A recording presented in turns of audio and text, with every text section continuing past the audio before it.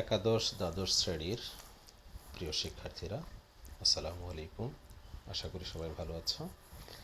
এখানে উপস্থাপন করছি তোমাদের পদার্থবিজ্ঞান দ্বিতীয় পত্রের সিলেবাস, যা এনসিটিবি প্রণীত 2012 সালের শিক্ষাক্রম অনুসারে 2013 সালে এই সিলেবাস প্রণীত হয় এবং 2013 সাল থেকে এই সিলেবাসের আলোকে তোমাদের জন্য এনসিটিবি অনুমোদিত পাঠ্যপুস্তক প্রণীত হয়।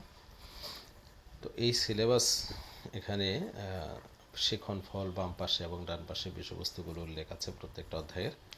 এখানে খেয়াল করে দেখো যে এই সিলেবাসটাই তোমাদের জন্য প্রযোজ্য। এর বাইরে অর্থাৎ এখানে যে বিষয়বস্তুগুলো রয়েছে এই বিষয়বস্তুগুলোর বাইরের কোনো বিষয়বস্তু তোমাদের কখনোই কোনো পরীক্ষার জন্য দরকার নেই। আভ্যন্তরীণ পরীক্ষা বলো বা বোর্ড পরীক্ষা বলো কিংবা ভর্তি পরীক্ষা বলো, এই সিলেবাসের যে টপিকগুলো রয়েছে সেগুলি তুমি যদি ভালো করে আয়ত্ত করতে পারো তোমার জন্য সাফিসিয়েন্ট। এমনিতেই পদার্থবিজ্ঞান একটি জটিল বিষয়। তোমরা যদি আবার এর পাশাপাশি আরও বাড়তি কিছু টপিক যে বইগুলোতে রয়েছে সেই টপিকের চাপ যদি নাও, তাহলে তোমাদের জন্য পদার্থবিজ্ঞান আরও অনেক বেশি জটিল আকার ধারণ করবে। সো 2013 সাল থেকে যে পাঠ্যপুস্তকগুলি এনসিটিবি অনুমোদন দিয়ে আসছে সেই পাঠ্যপুস্তকগুলিতে কিন্তু তোমরা এই বিষয়বস্তুর বাইরে কোনো বিষয়বস্তু পাবা না।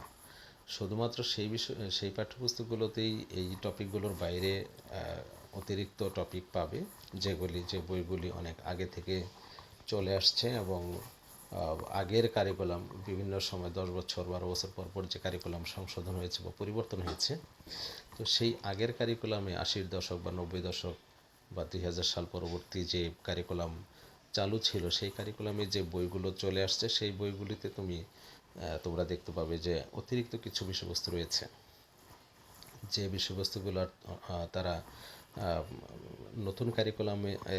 নতুন কারিকুলামের আলোকে সাজাতে গিয়ে কিছু কিছু টপিক তারা বাদ দিতে পারেনি বা নতুন কিছু টপিক তারা ঢোকাতে পারেনি।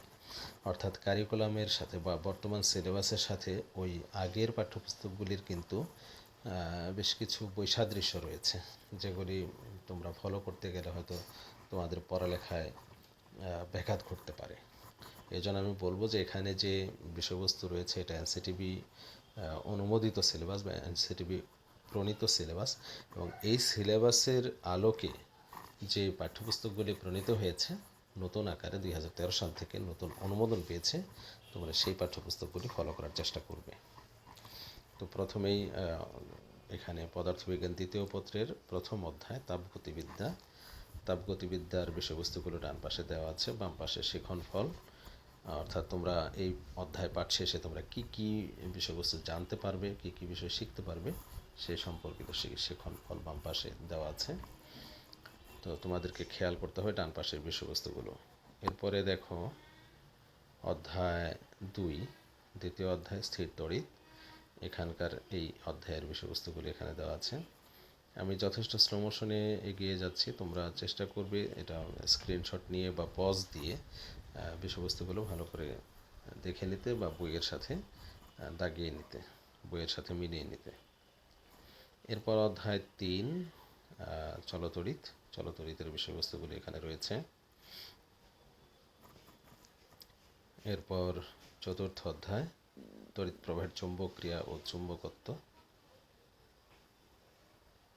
এরপর রয়েছে পঞ্চম অধ্যায় তাড়িৎচৌম্বকীয় আবেশ ও পরিবর্তী প্রবাহ। অতঃপর ষষ্ঠ অধ্যায় জ্যামিতিক আলোক বিজ্ঞান, বেশ ইম্পর্ট্যান্ট একটা অধ্যায়।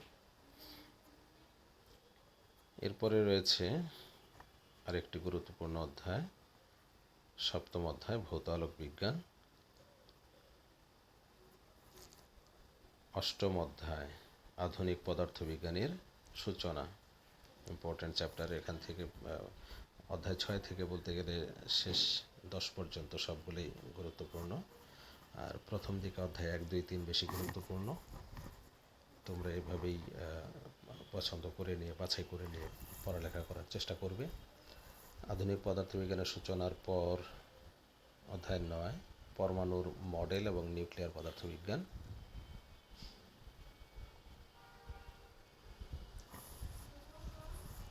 এরপরে খুবই গুরুত্বপূর্ণ একটি অধ্যায়, প্রত্যেক বছর এখান থেকে প্রশ্ন হয়ে থাকে, 10ম অধ্যায় সেমিকন্ডাক্টর ও ইলেকট্রনিক্স।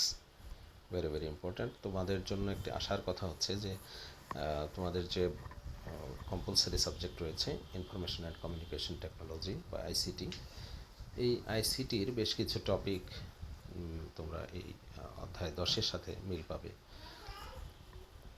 বিশেষ করে ডিজিটাল ইলেকট্রনিক্সের যে অংশ, গেট, তারপরে বিভিন্ন নাম্বার সিস্টেম, সেগুলি আইসিটি আর এখানে প্রায় সেম।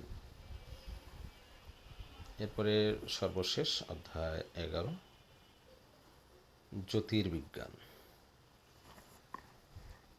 যদিও লেস ইম্পর্ট্যান্ট এই অধ্যায়টা, তারপরেও এটা পড়ে নেওয়া ভালো, কারণ আজকাল অ্যাস্ট্রোফিজিক্স সম্পর্কে যার যত বেশি নলেজ, মহাকাশ গবেষণা সম্পর্কে যার যত বেশি নলেজ, তাকে তত বেশি আপ টু ডেট মনে করা হয়। তো এই ছিল এই 11টা অধ্যায় তোমাদের পদার্থবিজ্ঞান দ্বিতীয় পত্রের।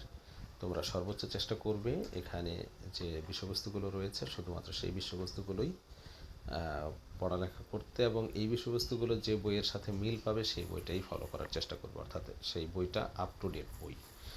তোমরা সেই সেকেলে টাইপের সেকেলে কিছু বই যেগুলো কাটছাট করে নতুন কারিকুলামের সাথে মিলিয়ে চালানোর চেষ্টা করা হয়েছে, সেই বইগুলিকে ফলো না করাটাই বেটার বলে আমি মনে করি। সবাইকে ধন্যবাদ।